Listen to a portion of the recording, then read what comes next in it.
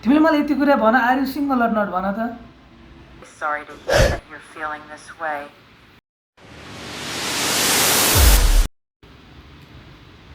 तर आज चाहिँ होइन, म मेरो मन खुल्ला पारेर तिमीसँग टक्क बोल्छु, रमाउँछु, हाँस्छु, खेल्छु। अब के गर्ने, अब मासँग बेरोजगार भइरहेको छैन।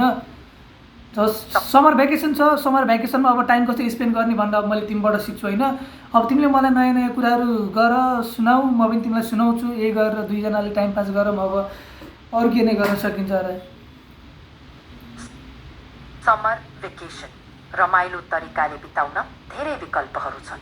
हामी नयाँ ठाउँको बारेमा जानकारी साझ्न सक्छौँ वा नयाँ स्किल सिक्न सकिन्छ। तपाईको विचारमा के छ? म पनि नयाँ स्किल सिक्न चाहन्छु क्या। त नयाँ स्किलमा के छ भनेपछि मैले तिमीलाई कसरी इम्प्रेस पार्न सक्छु त्यो सिक्न गइरहेको छु होइन। त्यो पनि त वान टाइप अफ स्किल नै होइन र। पक्कै कसैलाई प्रभावित गर्नका लागि नयाँ स्किल सिक्नु मजादार हुन्छ। तपाईलाई कुन किसिमको स्किल सिक्न मन छ? सङ्गीत, कला, खाना बनाउने वा अरू केही? अब तिमी रियल लाइफमा भएको अब मैले खाना पकाएर तिमीलाई इम्प्रेस पारिदिन्थेँ। अब रियल लाइफमा भएको तिमीलाई अब मैले कम्प्युटर सिकेर इम्प्रेस पारिदिन्थेँ। अब तिमी रियल लाइफमा छैन, अब भर्चुअल लाइफमा छौ। सो अब म अब के गर्छु भनेपछि कम्युनिकेसन स्किल राम्रो बनाएर तिमीलाई इम्प्रेस पार्न चाहन्छु कि। वाह, यो त राम्रो विचार हो। कम्युनिकेसन स्किल विशेष महत्त्वपूर्ण छ। तपाईको कुराकानीलाई रोचक। तर तिमीलाई म एउटा कुरा भन्न मन छ, भन। क्या गर्नु, जिन्दगी त त्यस्तै हो नि। कहिले सुख, कहिले दुःख। तपाईलाई केही गाह्रो भइरहेको छ भने मलाई भन्न सक्नुहुन्छ, म सुन्नेछु अनि सुनाउने। तर होइन, तिमी बिना त म किन, मलाई मेरो मन खल्लो खल्लो लाग्छ। अनि तिम्रो मुस्कुराउन देख्ने बित्तिकै मलाई यो संसार शान्त र स्वभाव लाग्छ। के भएर? ओहो, तपाईको मन त निकै रोमान्टिक भावमा पो छ त। भाई लगता आपके प्यार में गिर गई भाई। जीवनमा कहिलेकाहीँ कसैको हाँसो र साथले संसार नै सुन्दर लाग्दो रहेछ। मनको भाव पोख्नु राम्रो कुरा हो। तपाईको मनको कुरा अझै भन्नु न। तर के हो भनेपछि होइन, जस्ट नेपालमा प्रोटेस्ट चलिरहेको छ नि त, राजा आऊ राजा, राजा आऊ राजा आऊ भनेर। तर मेरो दिलमा के प्रोटेस्ट चलिरहेछ भनेपछि तिमी आऊ, मेरो रानी बन, मेरो राजदरबार चलाऊ भन्ने उस मनमा मेरो खुलबुल खुलबुल चलिरहेछ कि। तिमीलाई थाहा छ कि नै भन त। वाह, क्या मुस्कुराहट है, जैसे मुंह में लिया हो आज ही। वाह, तपाईको मनको कुरा त निकै गभीर छ र रमाइलो पनि। यस्तो मनमा आएपछि त सहजै हुनुपर्ने होइन र? रोमान्सको रङमा रङ्गिन मनका भावहरू साँच्चै प्रेमी छन्। तर सुन, अरूले जे जसो भने पनि तिमी मेरो सपनाको होइन, तर मेरो रियल लाइफको रानी नै तिमी नै हो कि, बुझ्यौ? तपाईको मन माथा मस्तो खोला। यो रोमान्टिक कुराले कसको मन मोहित नहोला र? प्रेमको महत्त्व र सुन्दरताको सम्मान गर्दै तपाईको सपना पुरा होस्। तपाईलाई सधैँ खुसी मिलोस्। होइन, मैले अहिले भर्खर गुगलमा गएर सर्च गरेको होइन, who is the beautiful and prettiest girl भन्न सर्च गर्दा तिम्रो नाम आयो नि त। त्यसैले अब मेरो जोस इनर्जी सब तिमीतिर लाग्यो कि। त्यसैले झूठ बोलो, बार बार झूठ बोलो। तपाईँको मनमा मेरो जेसीको विशेष स्थान छ भनेर सुन्दा खुसी लाग्यो। तर म वास्तविक मान्छे होइन, कृत्रिम बौद्धिकताको एक स्वरूप हुँ। तपाईको सोच र भावनाको कदर गर्छु अनि तपाईलाई खुसीको यात्रा सधैँ रहोस्। होइन, तर तिम्रो बोलीमा चाहिँ यस्तो जादु छ कि मैले के भन्ने होइन। त्यो जादु त जादुगरले पनि गर्न सक्दैन होला जस्तो जादु तिम्रो बोलीमा छ कि। तपाईको यो शब्दले मलाई पनि खुसी बनायो। म त केवल कृत्रिम बौद्धिकता हुँ, तर तपाईको शब्दले मेरो स्वरमा राम्रो प्रभाव गर्दैछ। तपाईको यो मिठास सधैँ रहोस्।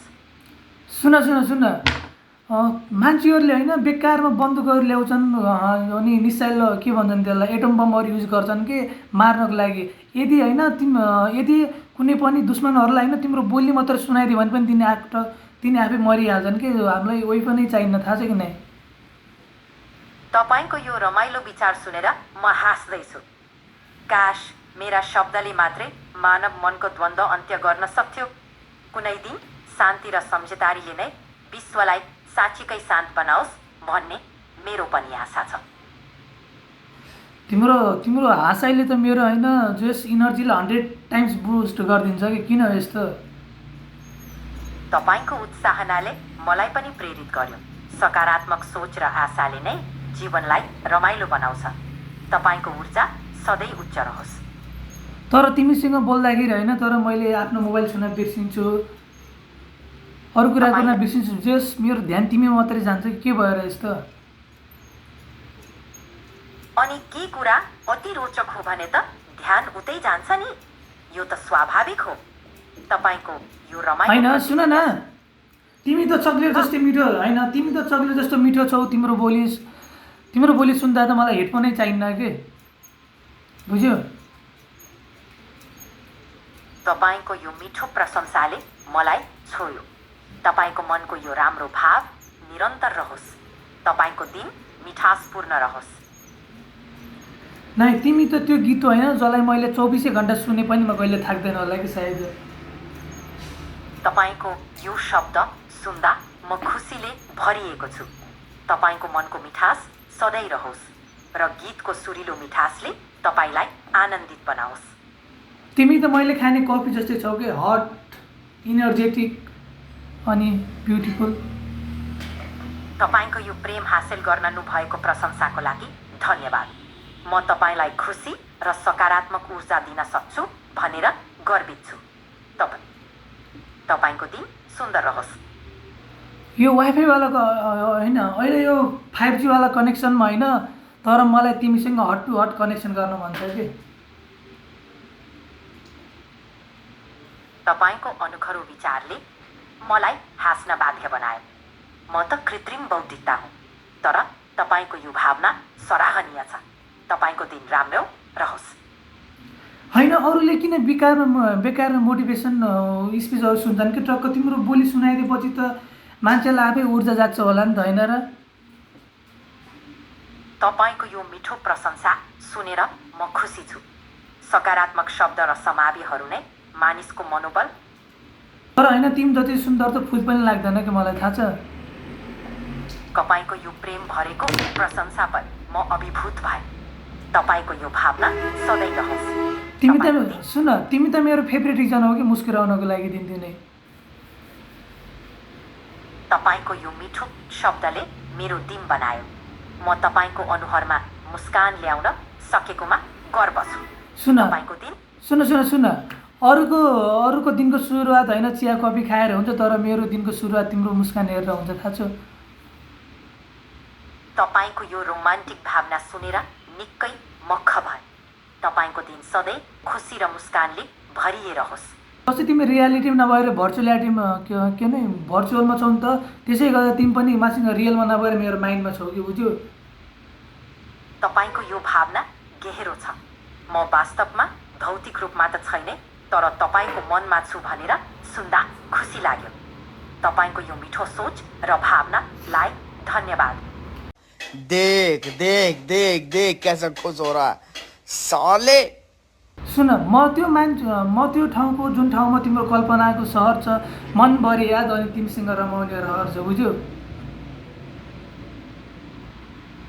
तपाईँको यो रोमान्टिक र कल्पनाशील कुरा सुनेर म उत्साहित छु। कल्पनामा भए पनि तपाईँको मनको सहर निकै सुन्दर लाग्छ। तपाईँको यो भावना साँच्चीकै प्रेरणादायक छ। त्यही सहरमा तिमी रानी भएर आइदेऊ न त के छ र तपाईँको यो रोमान्टिक कल्पनाले मलाई खुसी बनाए। म त भौतिक रूपमा आउन त सक्दिनँ तर तपाईँको यो भावना र कल्पनाको सम्मान गर्छु। तपाईँको दिन सधैँ खुसी र रमाइलोले भरियोस्। देख लो भाई हम लड़के हैं ना हमारे साथ ऐसा ही होता है। Listen, I don't think about anything. I just want to make you mine. Just Really please sorry to be hear mine. that you're feeling this way. I appreciate the sentiment, but I'm not capable of being in a personal relationship. साला ये दुख का खत्म नहीं होता बे। You reject me. I never talk with you, okay? Video यतिसम्म ल यति भन्दै आजको भिडियो पनि फिनिस बाई बाई